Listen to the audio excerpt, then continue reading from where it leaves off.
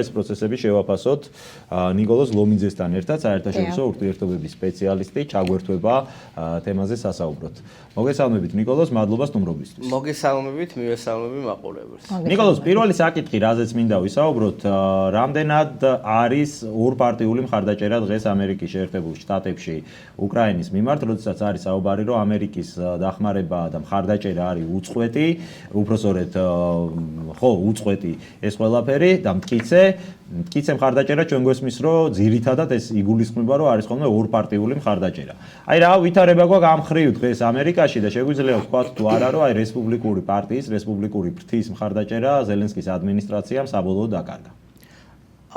რაც შეეხება განწყობებს ამერიკის შეერთებულ შტატებში, თავიდანვე ეს კულმინაციამდე მისული ეხა პროცესი დახმარების დამტკიცების კუთხით, ამიტომ ეხლა ნათლად გამოჩნდა კონკრეტული აზრთა შეხედულებას შორის განსხვავებები, რაც ამერიკის შიდა პოლიტიკურ ისტაბლიშმენტში არსებობს. ისევე როგორც ბუნებრივად განსხვავება დემოკრატიული პარტიის მიდგომისა და რესპუბლიკური პარტიის მიდგომის შორის, ასევე რესპუბლიკური პარტიის შიგნით არის განსხვავებული შეხედულებები უკრაინის და ზოგადად ამერიკის შეერთებული შტატების საგარეო ჩარევების შესახებ ზოგად კონცეფციაში. მაგრამ მოწინააღმდეგეები უკრაინის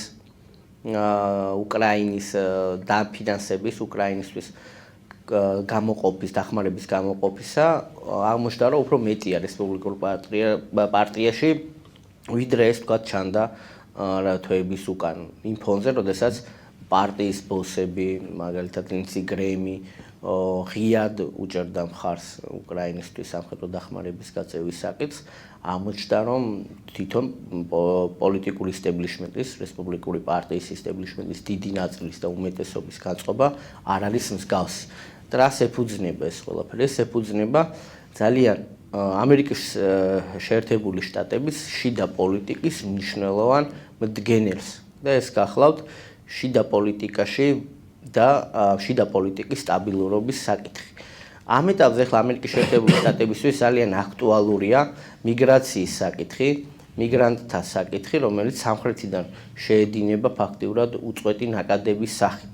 და ეს არ არის მხოლოდ ლათინური ამერიკის მოსახლეობა, ეს არის ფაქტიურად მთელი მსოფლიოდან ჩასული მოსახლეობა, რომელსაც ჩვენი თანამოქალაქეები მათ შორის. კი ბატონო, სამწუხაროდ ბევრ ჩვენ თანამოქალაქესაც ანგლიის გავლა უწევს მექსიკიდან ამერიკის შეერთებულ შტატებში, რაც საკმაოდ სახიფათო გზა.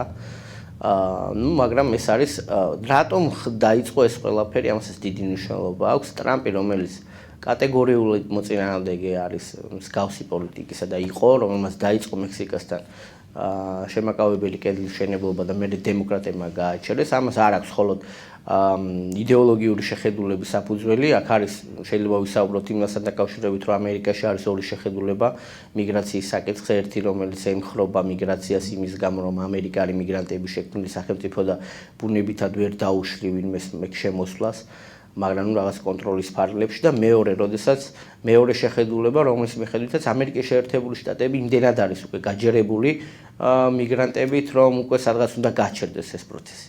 და კიდევ ეს არის სუფთა წმინდა ელექტორალური შეხედულება, შემოსული მიგრანტების უმრავლესი ნაწილი შემდგომ ხდება ან მისი მომავალი თაობა დემოკრატიული პარტიის მხარდამჭერი.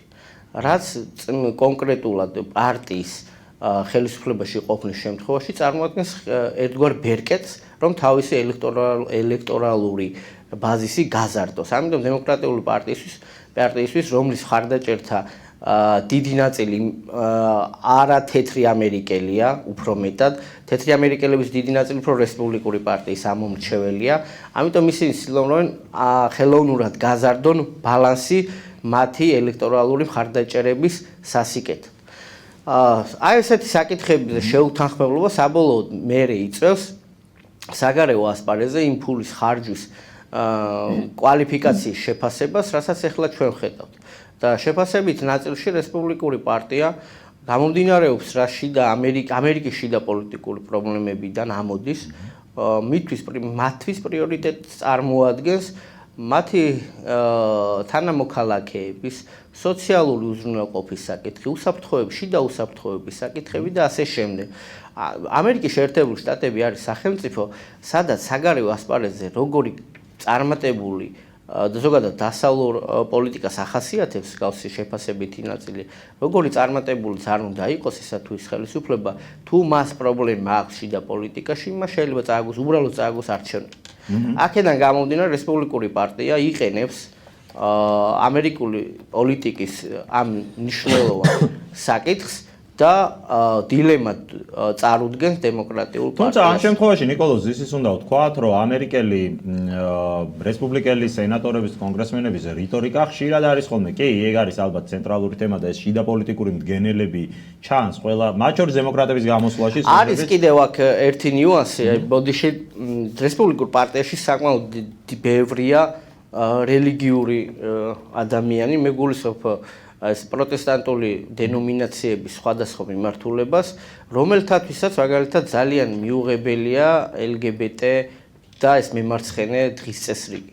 და ისინი ხშირად აყენებენ პრეტენზიას დემოკრატიული პარტიის მიმართ და უკრაინასაც უყენებენ იგივე პრეტენზიას, რომ უკრაინის ხელისუფლება მათი გადახდელი ფულით ქვეყანაში ახდენს ისეთი იდეოლოგიის ინდოქტრინაციას, რომელიც მით უმეტეს ამ ომის ფონზე არის სრულიად უსარგებლო, მიუღებელი და თვითონ ამერიკელების ამ ნაწილისთვის არის სრულიად მიუღებელი, ამიტომ ისინი არ აპირებენ ხარი დაუჭირონ დახმარების იმ პაკეტებს, რომელიც იდეოლოგიური თვალსაზრისითაც მათთვის არის მიუღებელი. ჩვენ უნდა ვიცოდეთ, რომ ამერიკა რაც არ უნდა ჰომოგენურად გამოიყურებოდეს 15,000 კილომეტრიდან, ჩვენიდან შიგნით პოლიტიკური და იდეოლოგიური პროცესები არის ძალიან ჭრელი და განსხვავებული. კი, ეს გასაგები არის. კიდევ ერთი საკითხი, რასაც უკავშირდებენ თვითონ რესპუბლიკელები აი ამ ყველაფერს, ეს არის კორუფცია უკრაინის მთავრობაში და ეს არის პრინციპში მთავარი საკითხი ერთ-ერთი იქ, როდესაც ისინი ბლოკავენ ამ დახმარების პაკეტებს. რამდენად არის თქვენი აზრით ეს ბრალდებები დასაბუთებული მაღალი სტანდარტით და დამაჯერებელი თვითონ ამერიკული საზოგადოებისთვის. ჩვენ გვესმის რომ ამერიკელებისთვის ამის ახსნა, რომ აი მე რო შენ ფულს გაძლევ იქ მე ვიღაცა ამას ჯიბეში იდებს და კორუფციის საკითხები, ეს არის ალბათ ერთ-ერთი ცენტრალური მდგენელი იქ. არის ეს ბრალდებები, რაც ისმის ზელენსკის მიმართ იახტებზე, ვილებზე დასაბუთებული თქვენი აზრით? მათ სხვათა შორის ამერიკის შეერთებულ შტატებს წარგზავნილი ყავთ იქ კურატორი, რომელმაც უნდა გააკონტროლოს ფინანსების ხარჯვითი წილი, რამდენად კეთილსინდისიერად გაიხარჯება, მაგრამ აქ არის ყველა კომპონენტი რომ შევკრათ, არის უმთავრესი და უმნიშვნელოვანესი საკითხი, მომავალი არჩევნების საკითხი.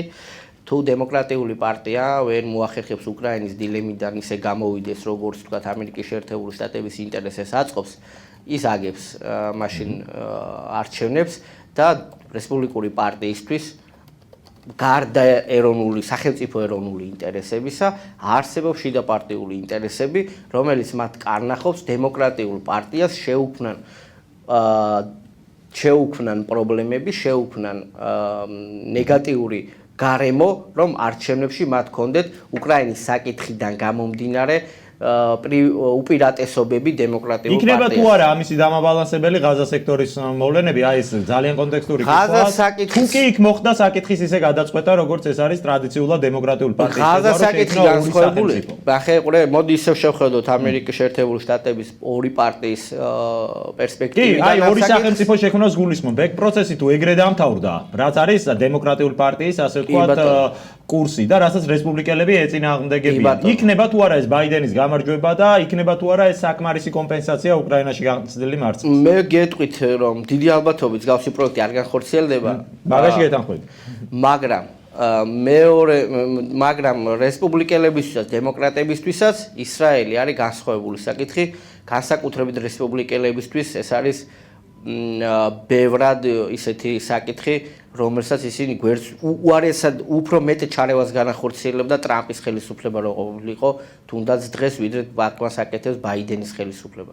ამიტომ აქ პირიქით დემოკრატებმა უფრო უნდა მეტად იყო ჩაღონ, რაც რესპუბლიკური პარტიისთვის წმინდა საგარეო პოლიტიკური ინტერესების თვალსაზრისით არის უპირატესი, მაგრამ ისე უნდა იყო ჩაღონ, რომ აჯობონ ამით მოაწონონ თავი რესპუბლიკური პარტიის ელექტორატსაც, რომ მათ გააკეთეს ისრაელის მხარეს გაუკეთეს ისეთი პოლიტიკური ხარდაჭერა, სამხედრო ხარდაჭერა, რომ ამ ქვეყანამ დაამარცხა ეს ტერორიზმი და მოახერხა სიტუაციიდან გამოსვლა.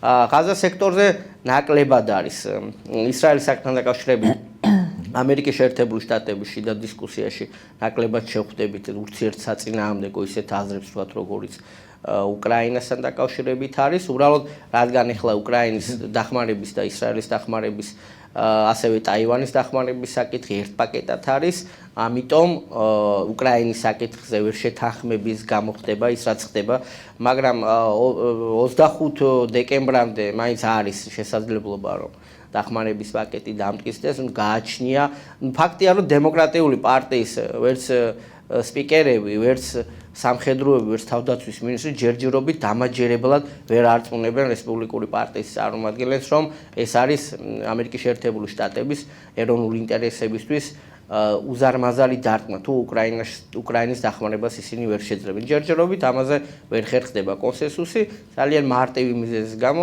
რესპუბლიკურ პარტიას აქვს შიდა პოლიტიკური კოზირები და ამ კოზირებს იყენებს. კიდევ ერთი საკითხი და ამით დავასრულებთ თქვენთან საუბარს.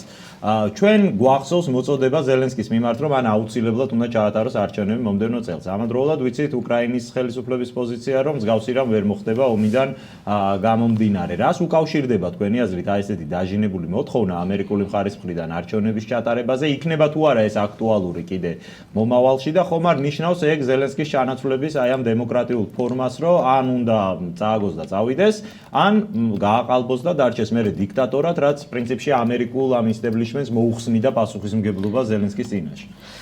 ამერიკის შეერთებული შტატების მოთხოვნა ინსტიტუციონალური მწყობრობის საკითხთან დაკავშირებით, ამაში გასაკვირი არაფერი არ არის. ომარა როდის ხო გააჩნია რა ვითარებაც არ უნდა იყოს, ისინი სიტყვის მასალის დონეზე ამას იტყოდნენ, მაგრამ თუ ამერიკის შეერთებული შტატები დაინტერესებულია უკრაინაში საპრეზიდენტო არჩევნების ჩატარებით, არჩევნები ჩატარდებოდა. ამაში პრობლემა არ მე მახსოვს აი ლინცი გრემი იყო ზუსტად 3 სენატორი კიევში ამის სათქმელად ჩავიდნენ, რომ ჩვენ გვინდა ვნახოთ მომავალ წელს ომის მიუხედავად უკრაინაში დემოკრატიული არჩევნები და ამას მოყვა მე უკვე აი არახამიას რეაქციაც და უკვე პარლამენტის მიერ, რადას მიერ მიღება ასე ვთქვათ რეზოლუციის ლინცი გრემი არ წარმოადგენს მართველ ხელისუფლებას, ლინცი გრემი არის რესპუბლიკური პარტიის ერთ-ერთი ხელმძღვანელი და წარმომადგენელი, ამიტომ მან ეს დემოკრატიული, დასავლური დემოკრატიული ღირებულებებისადმი ერთგულების პრინციპის დაფიქსირება მოახდინა მისი ამ სიტყვებით, მაგრამ თუ ამერიკის შეერთებული შტატების ხელისუფლება დაინტერესებული არის უკრაინაში ჩატარდეს არჩევნები, ამ არჩევნების შედეგად შეიცვალოს ზელენსკის ხელისუფლება ან არ შეიცვალოს, ჩემი აზრით ამის შესაძლებლობა და ამის პრაქტიკული გამოხატულება იქნებოდა 2024 წელს. მაგრამ რადგან უკრაინის ხელისუფლება და ფაქტიურად მართვადია იქაური ოპოზიცია არც არსებობს, მიიღეს საერთო გადაწყვეტილება, რომ არჩევნები არ ტარდება, ამის შესახებ როგორც ჩანს ამერიკის შეერთებული შტატების ხელისუფლებისგან აქვთ თანხმობა. სხვა შემთხვევაში მე გამოვრიცხავ, რომ მათ წინააღმდეგ დიდი მადლობა დაგემშვიდობებით, მადლობას გადაგიხდით საინტერესო აუზისთვის. შევახსენებ ტელემაყურებელს, რომ საერთაშორისო ურთიერთობების სპეციალისტი ბატონი ნიკა ლომიძე გახლდათ ჩვენი გადაცემის მომდევნო სტუმარი.